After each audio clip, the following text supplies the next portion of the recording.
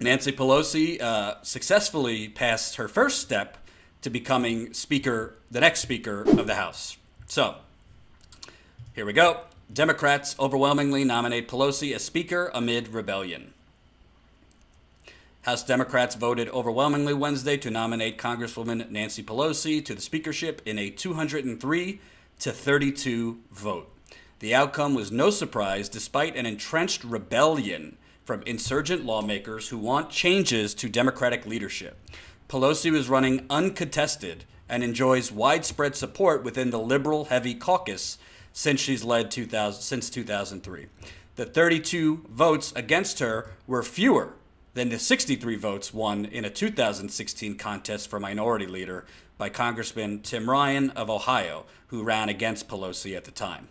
Still, Pelosi faces a tougher test the first week of January when the full House meets to choose the speaker in public, requiring a majority of the entire voting chamber. Pelosi cannot afford 32 Democratic votes against her in that contest, though she has weeks to convince some of her opponents to either vote for her on the floor or vote present, reducing the total number of votes needed for victory. Wednesday's vote was conducted by private ballot in the Visitor Center on the Capitol. It was reflective of the unusual nature of this year's leadership elections that were written ballots at all. Private ballot? I don't like that. Pelosi was running unchallenged for the speaker nomination in the next Congress, and typically such races are decided by unanimous consent. This year, however, the clamor for casting a protest vote, particularly for incoming freshmen who had promised voters to oppose Pelosi, was loud enough that party leaders offered paper ballots with a simple yes-no option on the question of whether Pelosi should be speaker. Indeed, Pelosi herself had given lawmakers the green light to vote against her in the closed ballot, with the idea that it may liberate them to vote present in the January 3rd floor vote, according to a Democratic lawmaker familiar with the discussions. Quote, Pelosi has released some members to vote no in caucus and then vote present on the House floor. And those members are fucking spineless. Congresswoman Kathleen Rice said that rebel members met with Pelosi before the vote in an effort to engage her in a reasonable conversation about leadership transition, but they were rejected. Quote, unfortunately, our concerns were dismissed outright, she said in a statement. Congressman Seth Moulton of Massachusetts, who was also in the meeting with Pelosi, said he was disappointed that no agreement was reached and is hopeful she will invite us back to the table to plan for the future success of the Democratic Party. I don't need to read anymore. You get the point. So, Nancy Pelosi, this was basically the procedural caucus vote. Nancy Pelosi, procedural vote, only 32 protest votes, and they're in secret ballot, private ballot. I mean, I'm just nauseous, folks. I'm just nauseous. I said this during my marathon on Sunday, and I'll say it now.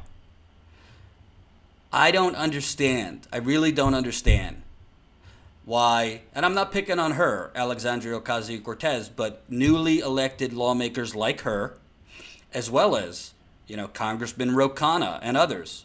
Why is it that they are not organizing grassroots efforts to put up a progressive candidate against Nancy Pelosi?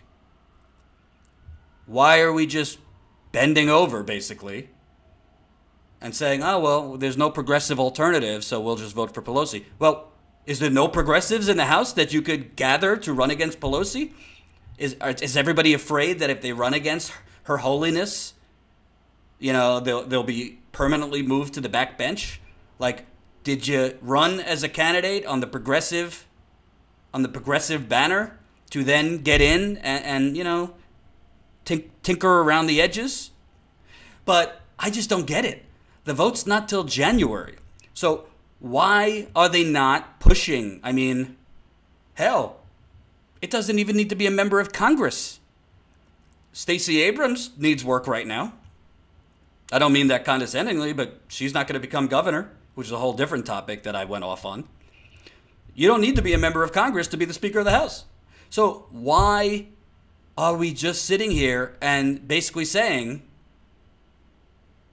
we can't do anything. There's no more progressive. There's no more progressive alternative. So let's just give it to the more progressive candidate, who's totally an indentured servant of Wall Street, of big pharmaceutical companies, of real estate developers, and big oil.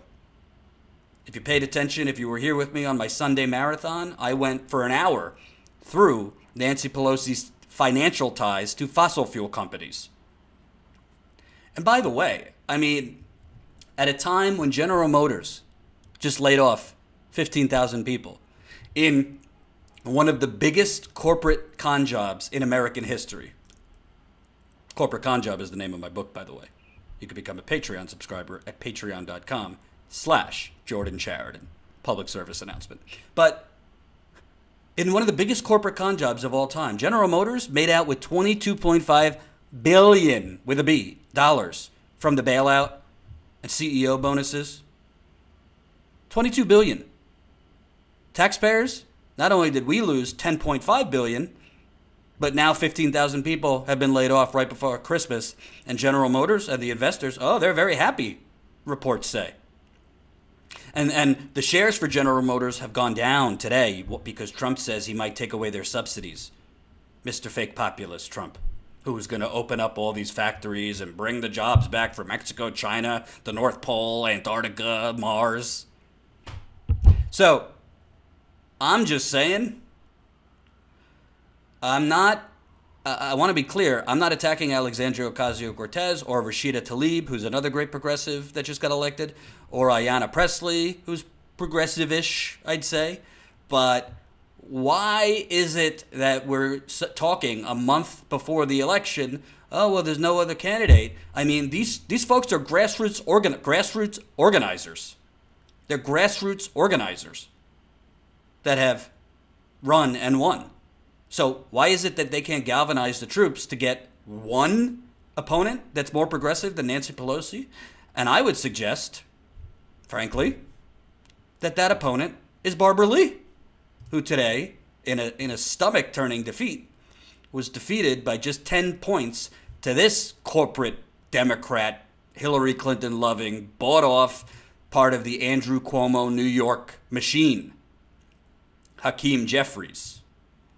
In a bid to move the party's leadership in a more bold direction, progressive groups and activists mobilized urgently in recent weeks to pressure House Democrats to elect Congresswoman Barbara Lee as the party's next caucus chair. She was the only congressperson to vote against the automatic, or AUMF, the authorization for military force that gave a blanket check for war to our presidents. A brave, brave woman. But ultimately, their campaigns were not enough to overcome the party's establishment support for the more moderate Congressman Hakeem Jeffries, who was elected on Wednesday by a vote of 123 to 113. Because the election was conducted by secret ballot, there is no roll call. I don't like the secret ballot. Secret ballot? No, put your name to who you're voting for. You represent the people. We should see who you're voting for. Period, point blank. Jeffries' victory over Lee was met with dismay by progressives who viewed the anti-war Congresswoman's defeat at the hands of her House Democratic colleagues as yet another sign that the party badly needs a new direction. What is there to say anymore? The Democratic Party establishment needs to be primaried into oblivion. Margaret McLaughlin, a member of the Metro D.C. branch of the Democratic Socialists of America, wrote on Twitter.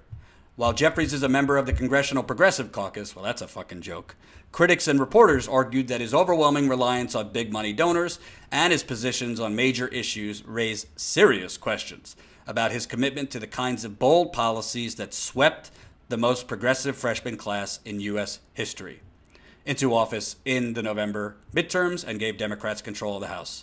Quote, Jeffries is a big money Democrat and a member in good standing of Governor Andrew Cuomo's New York machine, noted the Huffington Post's Zach Carter.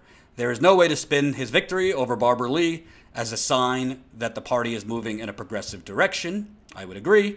And let's take a look at Mr. Jeffries here. Damn it, I didn't put it in.